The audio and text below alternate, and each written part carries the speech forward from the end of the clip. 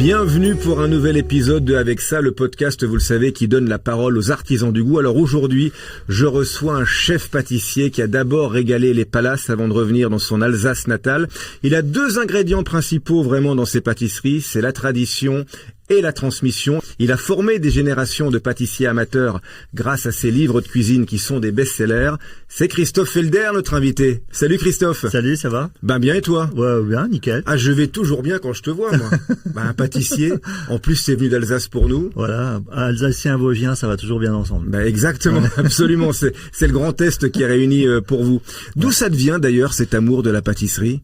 Moi, mes parents avaient une boulangerie à Schirmeck. Ouais. Et du coup, le pâtissier qui travaillait avec papa, il était vraiment très sympa. C'est venu comme ça, quoi. Vraiment, moi, j'ai toujours aimé manger des gâteaux. C'est quelqu'un qui a su bien transmettre, en fait. Ouais, une gentillesse. D'ailleurs, un petit coucou parce qu'il a eu 80 ans il y a une semaine, là. Comment il s'appelle? Jackie Boileau, il est en Touraine. Salut Jackie en Touraine. C'est comme toi, tu sais transmettre et t'as de la gentillesse au fond de toi et c'est ce qui fait le succès de tes livres. Il y a Pâtisserie derrière toi, qui est un best-seller qui est vendu dans le monde entier à plus d'1 million de livres, ce livre. Et ce que j'aime avec toi, c'est que tu ne viens jamais les mains vides. Alors, t'es venu avec un dessert. Je t'ai demandé de venir avec un dessert qui est important, fondamental pour toi. Alors, t'es installé à Mutzig, en Alsace, à côté d'Obernai. Et c'est un rapport avec la région, ce dessert. Raconte-nous, alors. Ouais, finalement, ce gâteau qui s'appelle la fondante, quand on est arrivé, il existait déjà parce qu'il a plus de 60 ans. Il y a quoi à l'intérieur, alors, justement? Alors, c'est un biscuit un peu comme les lamelles à Pâques, là. Tu sais, les agneaux, là. Ah oui, les agneaux, ouais, c'est comme des génoises. Comme des génoises, hein? Ouais, c'est des génoises un peu denses, comme ça. C'est une crème un peu mousseline, bien beurré avec un kirsch. Alors le kirsch de Balbronn, c'est vraiment un super kirsch. Il y en a plein de marques. Il faut et attention aux qualités, c'est pareil. Attention à la qualité. Regarde comme il est beau à la déco. Non mais c'est magnifique ça. Et maintenant c'est un de mes gâteaux vraiment préférés. Alors la crème, elle est, tu vois, c'est une crème montée pendant, c'est à peu près 20 minutes et c'est finalement super gourmand quoi. Hein? Alors en plus je vais te dire un truc. C'est chouette, hein. C'est bon. C'est chouette, hein. C'est chouette, comme on dit en Alsace. Ouais. En général, je suis pas un grand fan de l'alcool dans les desserts, à part le baba au rhum, moi, pour te dire la vérité. Ouais. Et là, je trouve qu'effectivement, ce kirsch, mais voilà, il y a la qualité du kirsch aussi. Il est subtil, il est délicat, et il vient casser le bon gras de la crème montée, en fait, aussi. C'est ça. Et la crème montée, hein, c'est une crème au beurre avec de la crème pâtissière. Ah oui. Mélangé, pas trop sucré. Alors, t'es installé à Mutzig avec Camille Le Sec. Faut quand même expliquer Camille Le Sec qui il est. C'est l'ancien chef pâtissier du Meurice. Toi, t'as été chef pâtissier du Crillon. Ouais. Donc, 2 anciens chefs pâtissiers qui se réunissent et qui s'installent en Alsace dans un petit village à Mutzig. Ils ont été contents, j'imagine, les Alsaciens, quand ils vous ont vu débarquer. Ah bon, au départ, tu sais, les Alsaciens, ça fait pas de cadeau, hein. C'est comme, comme les Bretons, sûrement, ou comme. C'est vrai. Oui. Et le nom de la pâtisserie? Ah ben aujourd'hui, ça s'appelle les pâtissiers. On n'a pas trop changé les recettes, puis on peut pas venir comme ça, surtout dans une région. On entend souvent le mot rural en ce moment, mais bien rural, ça veut trop rien dire. Dans une région, il y a des gens de qualité, t'as des gens qui se baladent partout.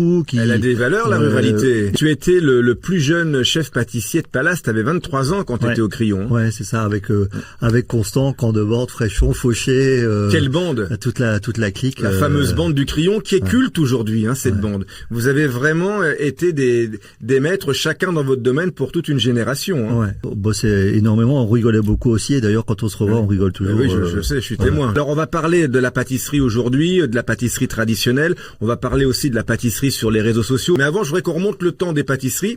Je vais te donner des intitulés de desserts et tu vas me dire à quelle décennie elles appartiennent, parce qu'on le sait, hein, les pâtisseries au fil du temps, elles évoluent. Si je te dis, par exemple, tiramisu, quelle décennie? Tiramisu, je dirais les années 80, 90. Ouais, 90, hein, 90, c'est ça. Ouais. Exactement. Ouais, t'aimes le tiramisu? Ouais, j'adore. Ouais. J'adore, ouais. C'est pareil, il y a un équilibre. Tu vois, on n'est pas loin d'ailleurs des textures du tiramisu. C'est ça, ouais, c'est exactement ça. C'est le biscuit, la crème, le café, et c'est du moelleux. Il n'y a pas de croustillant dans le gâteau là, tu vois, dans la fondante. Il est bon. Dans le tiramisu, il n'y a pas de croustillant. Le macaron parisien. Moi, je connaissais au Crillon la rue Royale La Durée qui avait le macaron au chocolat qui était top. Ouais. Et après, c'est 2000, 90, 2000. C'est ça, c'est 2000, c'est Pierre Hermé. Pierre Hermé, il a fait avec les macarons ce que Grolet a fait avec les fruits revisités. Exactement. C'est un peu, le monoproduit aussi, hein. Les monoproduits. On voit que ça plaît et que ça marche auprès d'une clientèle, ça. Tiens, on va revenir avec un dessert qui a de l'alcool à l'intérieur, c'est la forêt noire. La forêt noire, alors ça c'est plus vieux. C'est, je dirais, années 60, 70. C'est ça, c'est notre enfance, ça. Ouais, c'est ça. C'est les années 70, ça. C'est ça. Hein, et tu sais qu'il y avait forêt noire, alors maintenant ça a toujours été chantilly, mousse chocolat, mais en Allemagne ça existe avec la crème au beurre. La vraie forêt noire, pas la vraie, mais il y a des forêts noires à base de crème au beurre. Comme dans la fondante. Dans la fondante, pareil. Elle est bonne, la fondante. Hein. Ah, tu t'as vu quand on commence à... J'adore. Mais c'est là où t'es fort. C'est que c'est super bien équilibré. C'est sucré, mais ça brûle pas la gorge. L'alcool est présent, mais là aussi, c'est le choix des matières premières. C'est hyper important, quoi. Les cupcakes. Alors les cupcakes, alors ça c'est 2000, 2010. Moi j'avais été à Beverly Hills en 2002-2003. Et comme toujours, ça arrive plus tard chez nous. Voilà. Et c'est une fille qui avait commencé ça et Oprah Winfrey en avait acheté et ça fait un buzz. Exactement. Et j'avais été les goûter. Année 2010. T'aimes ça les cupcakes, toi? Quand c'est bien fait, ouais, quand c'est bien fait, ouais. Le cookie XXL. Alors ça c'est 2015, 2020. C'est ça. Ouais, c'est ça, 2020. Aujourd'hui, cookies, c'est parti en flèche là. Ah bah c'est du délire, il y en a partout. Puis on fait même des croisements de pâtisseries, on en parlera tout à l'heure. Hein. Il y a des hybrides maintenant entre des flancs qui rencontrent des brownies et ce genre de choses. Le fraisier, pour finir. Le fraisier, alors je dirais le nôtre, années 80. Auteuil, boutique d'Auteuil, voilà. Il n'y a pas de doute, c'est Christophe Felder qui est notre invité, le roi de la pâtisserie, le chef des pâtissiers. Qu'est-ce que vous voulez que je vous dise? Alors, je voudrais qu'on parle maintenant de ce qu'on voit sur Instagram. On est tous titillés, attirés par ces pâtisseries très visuelles. Alors, il y a Cédric Grolet, bien sûr, c'est l'arbre qui cache la forêt avec ses pâtisseries en trompe-l'œil. Qu'est-ce que tu penses, toi, de cet essor, justement, de ces desserts trompe-l'œil, ultra design, où vraiment le spectaculaire l'emporte peut-être parfois au détriment du goût, non? Quand quelqu'un a une personnalité, qu'il le fait bien, qu'il le duplique à un moment donné dans les macarons avec Hermé, beaucoup vont copier et vont faire souvent de la merde, ma façon de parler. Bien sûr. Et après t'as les industriels qui s'y mettent. Alors quand t'as des pâtisseries, boulangeries, pâtisseries dans des endroits, tu vois qu'il y a 25 sortes de macarons, mais tous pareils. Tu sais très bien que c'est pas fait sur place. Et c'est des produits qui sont achetés des fois 30 centimes, 40 centimes, revendus en €50. Donc voilà, ça existera toujours. Quand un truc marche, tout le monde copie et tout le monde se met dedans. Pour parler de Cédric Grolet, par exemple, lui, c'est pas industriel ce qu'il fait. Il le fait de façon artisanale, quand même. Non, lui, c'est déjà c'est un pâtissier de métier. Voilà. Il a commencé, il a développé ça au Meurice, dans un palace. Avec ton associé, avec Camille Le Sec. Avec Camille Le Sec. C'était le sous-chef de Camille. C'était le sous-chef de Camille, avec Maxime Frédéric. Il y avait Nina Métayer aussi dans l'équipe. Il en a eu Il en a eu, hein. Il en a eu. Ouais, c'est un mérite qu'il a eu, c'est il a monté le prix de ses. Parce que si on le fait bien, ça demande du temps, quand même. Sûr. Parce qu'il faut les mouler, les démouler, les glacer, les stocker, mettre en boîte. Oui, c'est un peu de la pâtisserie de luxe, mais effectivement, comme maintenant les restaurants aussi sont parfois chers pour la clientèle, donc on a l'impression que certaines personnes se sont détournées du restaurant pour aller vers ces pâtisseries et s'offrir un petit bout de gastronomie luxueuse, en fait. Ouais, parce que je crois que c'est dans les 17-18 € un gâteau. Ouais. Hein. Alors la pâtisserie, c'est quand même fabriqué à la main de A à Z. Ça demande beaucoup de temps. Est-ce que ces desserts-là ultra design et très spectaculaires menacent la pâtisserie traditionnelle ou pas? Mais quand tu embauches une fille qui a 20 ans, elle dit, elle s'intéresse à tout ça et donc elle dit mais vous faites pas vous des fruits trompe-l'œil comme c'est beaucoup copié quoi. Tu vois, il y a plein de boulangeries pâtisseries où tu vois sur Facebook plutôt Instagram, mais derrière quand tu vois les gâteaux à côté, les gâteaux classiques, tu te dis j'ai pas envie de les manger parce que non, parce qu'il faut le dire, gélatine, colorant, c'est pas des crèmes fraîches de qualité, crème transformée, des colorants, des conservateurs, des arômes, tu vois, c'est pas des fruits naturels. Alors pour qu'on comprenne bien vos pâtisseries à toi et Camille Le Sec, quand j'arrive dans la vitrine, qu'est-ce qu'il y a en ce moment par exemple? On a une quinzaine de sortes de gâteaux en semaine. Bon après on a tout ce qui est sablé, kouglof, chocolat, tout ça. Par exemple on fait un gâteau à la noisette avec la noisette torréfié. Après, on a pas mal de gâteaux à base de chantilly parce qu'on aime bien la chantilly. Il y a une équipe de jeunes. On a un peu recréé l'équipe qu'on avait dans les palaces. Alors, on dit toujours le client est roi. Pour moi, il y a aussi ces équipes. On essaye qu'ils soient bien. et voilà, donc c'est eux-mêmes, ils disent tiens, on pourrait faire ci, on pourrait faire ça. Moi derrière moi, j'ai goûté un gâteau, je savais même pas. Franchement, j'ai dit c'est top quoi, parce que c'est pas trop sucré, c'est avec là il y avait du coin. Ils ont fait une tarte avec une petite chantilly, avec un peu de marron, c'était top. Franchement. Voilà. Et t'es très attaché aux saisons aussi, ça il faut le dire. Ouais, hein. ouais. Alors c'est plus facile en Alsace. Oui. Parce que quand j'étais au Crillon, des fois on avait une cliente qui venait, cliente millionnaire. Christophe, vous avez pas fait de clafoutis aux cerises? C'est vrai qu'on était mi-juin. Oui. Moi, je j'avais même pas vu qu'il y avait des cerises, tu vois. Alors qu'en Alsace, on va t'en ramener. Au magasin, ils viennent avec des myrtilles, des trucs. On se dit tiens, en ce moment, il y a déjà la myrtille, tu vois. Bien sûr. Donc et les pâtissiers d'ailleurs, parfois, ont joué un rôle à contrario des saisons, parce qu'on nous a habitués à avoir des fraisiers toute l'année dans certaines pâtisseries ou dans certains restaurants étoilés. Et maintenant, des pâtissiers comme toi reviennent vraiment au goût de la saison et marquent bien les saisons pour les clients, quoi. Ouais. Après, c'est les filles au magasin, c'est pas évident. On y pense pas, mais des fois, t'as des clients qui arrivent début avril, la fraise, il y a encore pas de fraises vraiment. Elles veulent des fraisiers. C'est ça. Parce qu'elles ont dû voir un truc sur, tu sais, ou je sais pas. Oui, mais en général début avril, on a les premières gariguettes qui débarquent. C'est pour ça, mais elles sont encore assez acides en fait. Voilà, on les a vues débarquer au journal télévisé, on les veut dans tes gâteaux, quoi. C'est ça. Donc t'as des gens, ils se vexent presque si tu fais pas de fraisier. Donc le client est impatient. Il est super impatient. Il est super impatient. Ouais. Alors, on voit fleurir sur les réseaux sociaux aussi des desserts hybrides, on en parlait. On a le crookie, par exemple, tu connais ça? Le crookie. Le crookie, ouais, c'est croissant avec cookies, non? C'est ça, exactement. Qu'est-ce que tu penses de ces desserts-là, toi? Ça me fait assez marrer. Un pâtissier à New York qui avait fait le Cronuts, c'est des mélanges de, alors ça communique bien les premières semaines, et après, tu vois, ça tombe, ça fait un flop direct. Oui, c'est fait de mode. Parce que c'est fait de mode, ouais, Et ça, c'est le flanky. Ah, le flanky, je connaissais pas. Regarde, tu vois? Ah ouais, ok. Flan et cookie. Ah ouais, c'est joli. C'est joli, ça. Ouais, c'est joli, ouais. Ouais, c'est rigolo. Après, c'est vrai que après t'as aussi aujourd'hui t'as le magazine Food Pâtisserie.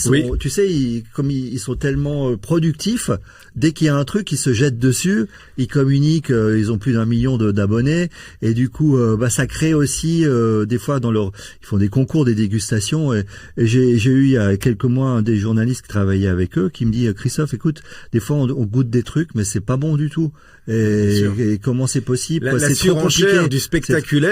Oui. J'ai dit, c'est aussi vous qui avez créé ça. Un gâteau, ça se fait pas en 3 minutes, quoi. Il faut, et tu sais, quand on fait, la semaine d'après, tu l'améliores, t'essayes de trouver, les clients, ils t'ont dit, il y a ci, il y a ça. Donc, quand je t'entends, en fait, il y a ces pâtisseries, spectaculaires qui sont à la mode sur les réseaux sociaux, et il y a les tiennes, ces pâtisseries de qualité, traditionnelles, qui sont toujours aussi à la mode et qui ont une vraie clientèle, quoi. Ouais. Donc, j'ai pas répondu à ta question d'avant. Oui. Menacé ou pas menacé, alors? Alors, au contraire, je pense que ça va, plus les gens vont manger des trucs comme ça, et à un moment donné, tu sais, c'est comme quand tu manges des trucs sur l'autoroute, quoi. Enfin, des sandwichs, on en a tout. À un moment donné, t'en as marre, quoi. Tu veux un vrai jambon beurre, t'en as marre du sandwich triangle. Et après, t'as vraiment envie d'un truc, donc je pense pas que c'est menacé du tout. Au contraire, je pense que ça ramène les gens effectivement dans les pâtisseries de qualité artisanale. Alors, je voudrais qu'on parle du sucre maintenant, parce qu'on parle beaucoup du sucre, des excès de sucre qui sont mauvais pour la santé. À côté de ça, pour un pâtissier comme toi, le sucre, c'est un collègue. T'en as besoin du sucre. Qu'est-ce que tu penses de ça, justement, de toute cette tendance autour du sucre qu'on diabolise, et parfois à raison, parce qu'on sait que l'excès de sucre c'est pas bon, mais en pâtisserie on a besoin du sucre. Ouais. Les pâtissiers vivent souvent vieux. Ah, ça c'est bien faux, ça. Ouais, c'est et papa pareil, c'est voilà, donc et alors c'est aussi un métier où tu te dépenses. Finalement, tu vois, il y a pas vraiment d'incidence comme ça, de but pour le chef pâtissier, non, mais pour le client, s'il consomme beaucoup de gâteaux trop sucrés, est-ce que toi, t'as changé les grammages de sucre depuis ton apprentissage dans tes desserts? Bien sûr, moi j'étais passé par Guy Savoie avant le Crayon, et Guy Savoie, lui il aime bien la pâtisserie, et 2-3 fois il m'avait dit n'hésite pas à enlever le sucre sans tomber et au Crayon pareil, on a vite la crème anglaise, c'était quand je suis arrivé, c'était 280 grammes au litre, on est descendu à 140, 150, tu vois. De moitié. Voilà, de moitié. Après, t'as le lait, t'as les œufs, donc finalement, il n'y a pas beaucoup de sucre, mais juste ce qu'il faut. Après, il faut du bon lait, il faut des bons œufs, quand t'enlèves du sucre, faut tous les ingrédients soient top qualité. Mais qu'on comprenne bien, parce que le sucre, c'est un assaisonnement dans la pâtisserie, mais il a un rôle aussi, architectural, si je puis dire, au niveau de la structure, de la texture. Explique-nous ça, le rôle du sucre dans un gâteau au chocolat, dans un marbré, par exemple. Alors déjà, gâteau au chocolat, ce qui est pas évident, c'est dans le chocolat en lui-même, un chocolat à 70%, on rappelle que sur 1 kilo, t'as 300 grammes de sucre, même à 70%. Tu vois, donc déjà, quand tu mets 150 grammes de chocolat, t'as déjà 30 grammes de sucre naturel, donc t'es pas obligé d'en rajouter beaucoup plus. Après, t'as dans les glaces, par exemple, les sorbets, tu peux pas enlever de trop de sucre parce que sinon ça fait, il y a des paillettes, c'est pas onctueux. Tu vois, faut vraiment aller à la limite, quoi. Pour nous, c'est vraiment un agent de texture. Un cake, par exemple, tu peux pas trop baisser en sucre parce que tu vas avoir un cake un peu plus lourd. Ouais. Finalement, ça m'est arrivé de goûter des desserts pas sucrés. Alors ça, c'est vraiment pas bon. Parce qu'un dessert, on s'attend aussi à ce côté sucré. Oui, quoi, on veut du réconfort. Finalement, ah, oui. Ouais. Et c'est un agent de texture, tu nous dis. C'est un agent de texture et il y a une douceur aussi. Faut pas trop baisser en sucre non plus. Hein. Et c'est ça. Faut faire attention. Les desserts dans un restaurant, surtout quand t'es dans la rue, goûter l'après-midi, et dans un restaurant où t'as eu des plats avec des sauces salées, le vin, le palais il prend un coup. Le fromage, après t'as un dessert qui est léger en sucre. Ah, ça va pas. Mais puis j'ai le sentiment aussi que le dessert, le sucre à la fin d'un repas, ça envoie un signal à notre cerveau comme quoi, voilà, le repas est terminé et qu'on peut entamer la digestion. On a ce sentiment là aussi parfois que ça c'est une conclusion aussi. Ouais, peut-être aussi. Alors, cher Christophe Felder, j'aimerais maintenant qu'on fasse un comparatif parce que j'arrête pas de dire que c'est important de cuisiner maison. Tu le sais bien, tu dis la même chose dans tes livres de pâtisserie. Ouais. Et j'aime bien comparer aussi avec ce que l'industrie nous propose parfois et on est de plus en plus dirigé vers les produits ultra transformés et ça, on est pareil, on n'aime pas du tout. Hein. Non. Alors, on va parler du cake marbré qui est vraiment une valeur sûre des familles. Ça, c'est le cake marbré selon ta recette avec tes ingrédients. C'est Lucie Lescourou qui est notre rédactrice en chef qui l'a faite juste avant l'émission. Et ça, c'est un cake marbré, goût cacao, qu'on trouve dans une grande surface, on peut le dire, c'est chez Leader Price. Ouais. On est en gros à 6 € le kilo. Le tien, au niveau des matières premières, nous sommes à 2,10 € et il pèse 500 grammes. Donc ça met son prix au kilo au fait maison, au Christophe Felder fait maison, à 4,20 €. Donc le tien, il est moins cher que l'industriel. Ouais. Déjà. Ouais. Hein? Ouais. Alors c'est marrant parce que je savais pas que tu allais faire ça. Du coup, ça c'est bien. Et là, je voudrais qu'on parle des ingrédients qu'il y a à l'intérieur parce que moi, franchement, ça me rend dingue de nous habituer aux produits ultra transformés. On le sait que c'est des cochonneries mauvaises pour la santé, c'est scientifique. Dépression, obésité, diabète, maladies cardiovasculaires. On connaît la grande liste. Alors, dans le cake industriel, il y a de la farine, du blé, du sucre, des blancs d'œufs, évidemment des stabilisants. Il y a 5 marqueurs d'ultra-transformation, du sorbate de potassium, du E330 acide citrique, du sorbitol, du diphosphate, du carbonate de sodium, du sorbate de potassium, je l'ai dit, des poudres à lever. Il y a plus de 15 ingrédients dans l'industriel. Et dans le tien, il y a 9 ingrédients. Voilà. Il y a de la vanille, de la farine, des œufs, du cacao, de la crème, du beurre, du sucre et de la levure. Donc ça, c'est dingue déjà. Il faut presque le double d'ingrédients. Qu'est-ce que tu penses de ça, de tous ces additifs et de tout ce qu'on met dans les pâtisseries industrielles? Mais c'est vrai qu'en ce moment, on parle beaucoup des gens, ils ont pas les moyens, donc ils vont acheter ça. Mais justement, quand on n'a pas les moyens, c'est encore mieux d'aller vers en faisant des choses maison. Et c'est pas toujours une question de temps. C'est vrai que tout le monde travaille, a toujours travaillé, hein, je veux dire. Et c'est des fois en faisant soi-même, en plus en famille, avec les enfants, c'est un bonheur de. Bien sûr. On n'est pas obligé d'avoir un truc exceptionnel non plus au niveau visuel. Bon, alors là, on voit effectivement que l'industrie est dans le coup parce que pour avoir cette régularité, vas-y, prends le tien. Le tien, il est bien dense, hein. Ouais. Alors, la vache. Alors là, franchement, j'exagère pas du tout, hein, mais au nez, je sens pas le chocolat. Il se passe rien. Il se passe rien, mais rien. Ouais. Je sens une acidité, moi. Il y a un petit côté acide. Non, mais ce qui est important de redire, c'est que le fait maison coûte moins cher que l'industriel. Donc voilà, qu'on me dise pas, ça coûte plus cher de faire maison, là. Je vais goûter le tien, hein, tu me permettras. Ouais. Il y a du beurre, de la crème. C'est bon, ça. Tu vois, il assèche pas la bouche. Bravo, Lucille. Bravo, Lucille. Et celui-là, alors. Bah, ça remplit, quoi. C'est ça. Ça nourrit, ça remplit, mais Franchement, hein. C'est pas pour faire des effets, mais il se passe rien en termes de goût. Ça n'a pas de goût. T'as pas d'émotion derrière. Mais non, mais il y a pas de goût, même. Et il y a beaucoup de produits, on s'habitue à ce genre c'est des produits d'autoroute, tu sais, où tu manges, t'as faim, et après tu te dis, c'est tricatel. C'est ça. Comme dans les loups à la cuisse avec De Funès. C'est ça. Franchement, mais encore une fois, voilà. 9 ingrédients pour le fait maison.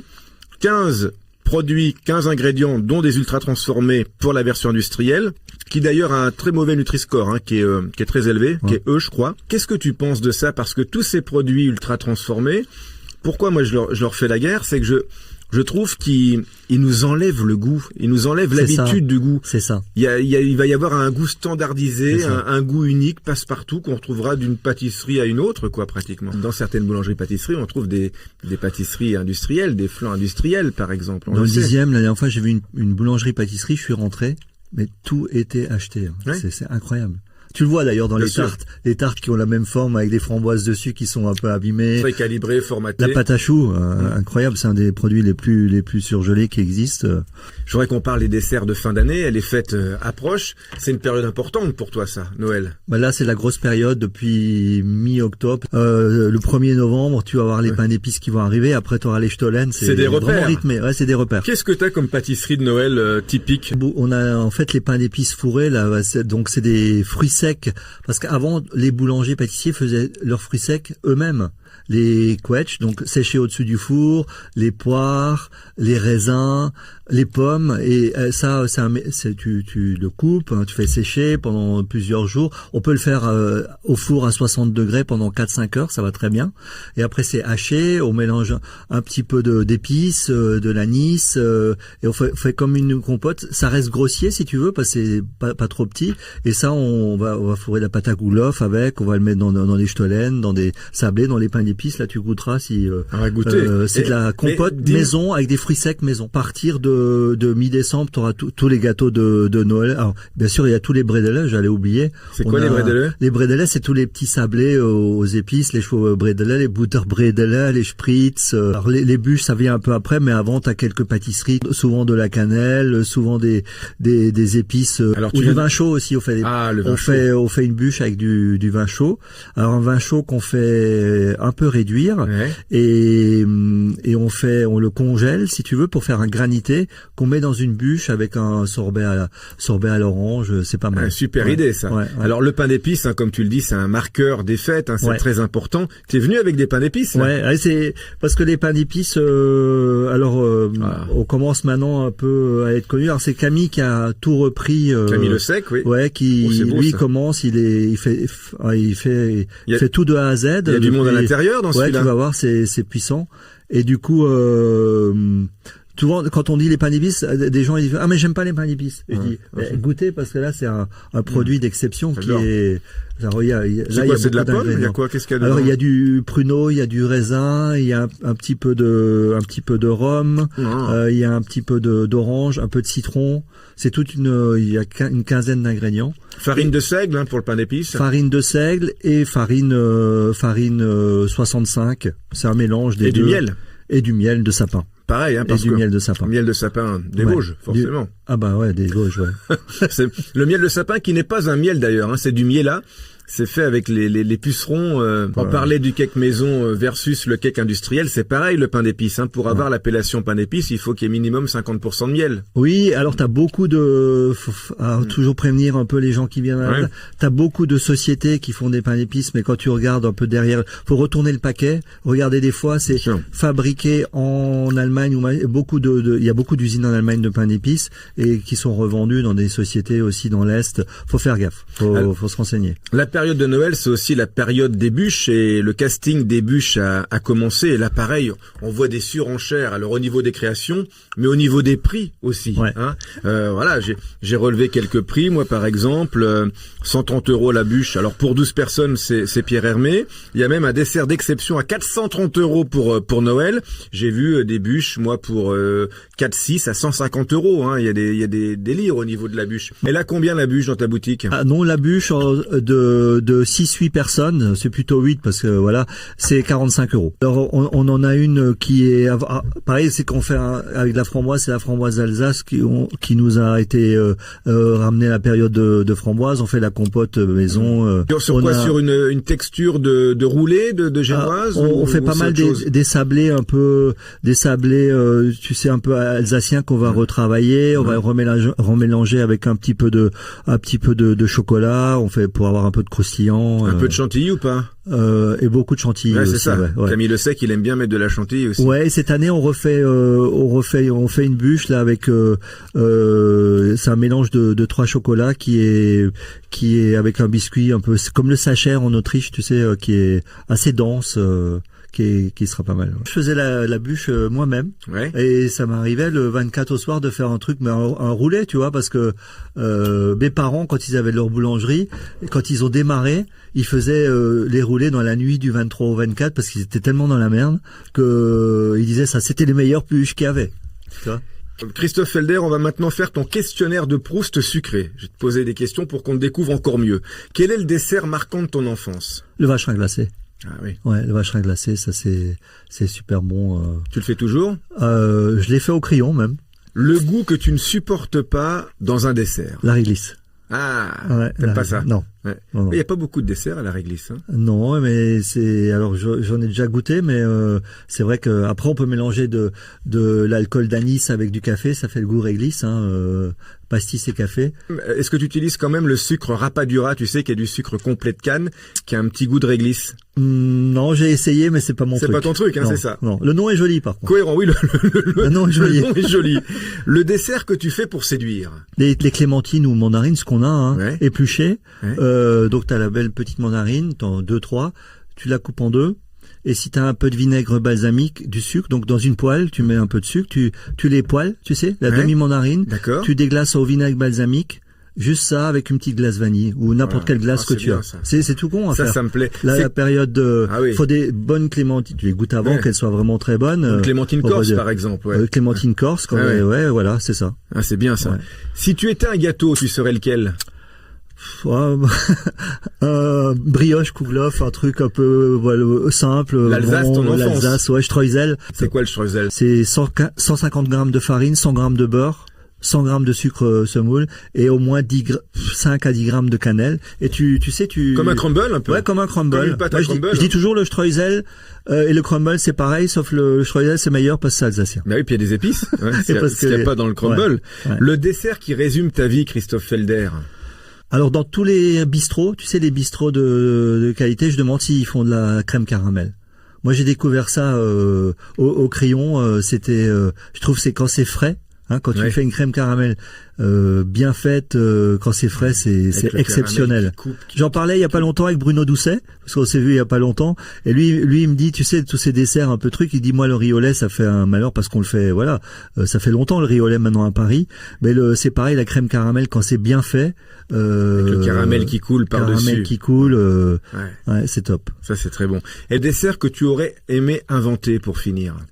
Alors c'était un dessert que faisait Michel Guérard. C'est une timbale et une glace rhubarbe, du jus de rhubarbe avec du vin blanc et une timbale à la vanille. Je pense qu'ils la font encore. Alors un jour on s'est rencontrés dans le TGV avec il y avait Christine Ferber, Pierre Hermé.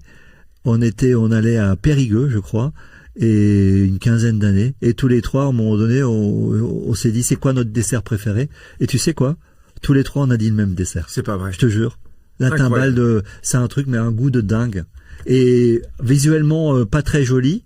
Et quand j'avais mangé chez Guérard, il me dit, ouais, je sais, ça me fait des années qu'on me dit ça. Et j'ai jamais pu l'enlever. Il dit, c'est pas très beau, mais le goût est... C'est une timbale à la vanille, là, espèce de soufflé, là. Oui, mais c'est sucré et acidulé en même temps. Ouais. Mais c'est important ce que tu dis. C'est pas très beau, mais qu'est-ce que c'est bon. Qu'est-ce que c'est bon. Est-ce qu'on n'est pas un peu prisonnier de l'image, parfois, aujourd'hui? Si, aussi tu sais pourquoi? Parce que quand tu mets un truc sur Instagram, il faut que ça soit beau, un peu plus ci, un peu plus ça, une belle coulant, phrase, spectaculaire. Coulant, spectaculaire. C'est souvent ceux qui font des vidéos, sont pas pâtissiers, ou alors faut bien s'entourer, faut s'en occuper, etc. Donc un truc qui a du goût, c'est difficile à retransmettre sur les réseaux. On a parlé de la bande du Crillon tout à l'heure, hein. Tu es issu de cette fameuse bande du Crillon de Christian Constant avec Éric Fréchon, avec Yves Candebord et puis toi en pâtisserie. Et justement, il y a pas longtemps, ici, notre camarade Yves Candebord était là et il a une question à te poser. Mon kiki d'amour. Je me suis approprié une recette pendant toute ma carrière, une association de saveurs. Le chocolat safran que tu faisais dans les années 90 au Crillon, c'était exceptionnel. Et je peux te l'assurer que des fois, j'ai même dit que c'est moi qui l'avais créé. Et je l'ai servi pendant 30 ans. Et si aujourd'hui il y avait une saveur, un mariage de saveurs détonnant, ça serait quoi d'après toi dans l'avenir? Réponds-moi s'il te plaît. Ouais, c'était un dessert au début. Il y avait aussi la safran. C'est étonnant comme association. Ouais, ça a été énormément repris, copié, copié. Comme le moelleux au chocolat, le coulant au chocolat de Michel Brasse. Hein. Ouais, c'est ça. Alors pour répondre à Yves, le mariage, l'association détonnante à venir, ce serait quoi? Moi, en ce moment, j'aime bien la fève de tonka qui est, il y en a dans le carambar. Donc on peut travailler. De la fève de tonka. Ouais. C'est ça, le petit goût là qui est. Oui. Toi, tu l'associes la fève de tonka alors? Ah, moi, j'aime bien avec la vanille, avec la poire. La poire William, par exemple, tu fais poêler des poires, là, en ce moment, il y a des bonnes poires. On peut mettre du miel et un peu de fève de tonka râpée dessus. Tu vois, c'est top et c'est pas très cher. Ça, c'est un dessert maison à la portée de tous, en plus. Hein. Un bon dessert, c'est un truc super rassurant. Donc la poire, chocolat, du praliné et une petite touche d'originalité. Par exemple, quand t'as du melon, moi, c'est un truc que j'aime bien faire, c'est une tarte au melon. C'est-à-dire, un fond sablé, de la crème pâtissière vanille, toute bête mais bien faite quoi. Dessus tu fais des fines tranches de melon et tu fais une petite confiture d'orange, même si t'es en vacances, t'en achètes une bonne et tu mets du safran dedans et tu mets ça sur le melon. Et tu cru le melon ou au four? Cru. Ah oui. Cru sur la crème pâtissière, tu fais comme une tarte fraise si tu veux. À la place des fraises, tu mets des tranches de melon et tu mets ce petit nappage orange bien safrané, tu vois. Et autant moi j'aime au safran tout seul, j'aime pas. Mais des fois avec des trucs super rassurants. Bien accompagné, tu l'aimes bien le safran. Et les gens après ils sont contents. Il en a des idées, hein. Tu vois, ça me met du beau moqueur, des petits moments comme ça. Et c'est ce qu'on pourrait goûter, tiens là, avant de se dire au revoir. Tiens, tu peux goûter. Ça c'est des spritz, tout ça, mais goûte-les, tu vas voir. C'est quoi? Les spritz bredele. C'est ça, les spritz bredele, ça. Ouais. Ça aussi c'est bon, c'est des vanilles qui font. Ça croustille. C'est bon ça. Il y a du beurre, hein. Du bon beurre. Ouais. De la farine, du sucre. Un peu de noisette dedans. Ah, c'est ça, c'est la noisette. Une petite pincée de cannelle. Toute petite pincée. Hein, pareil. Subtile, elle domine pas trop. Merci d'être venu, Christophe Felder. Et pour terminer, le rituel, hein, la question que je pose à tout le monde. Et avec ça? Une petite bière. Oui, c'est bien. L'amertume. Voilà, c'est ça. Pour contrebalancer. Un picon bière. Un picon bière. Ouais, ça c'est top. Et un dessert au picon bière, alors faut que tu l'inventes. Un sorbet, ouais. Un sorbet. Ouais. Et ben voilà. Merci d'être venu. Merci à toi.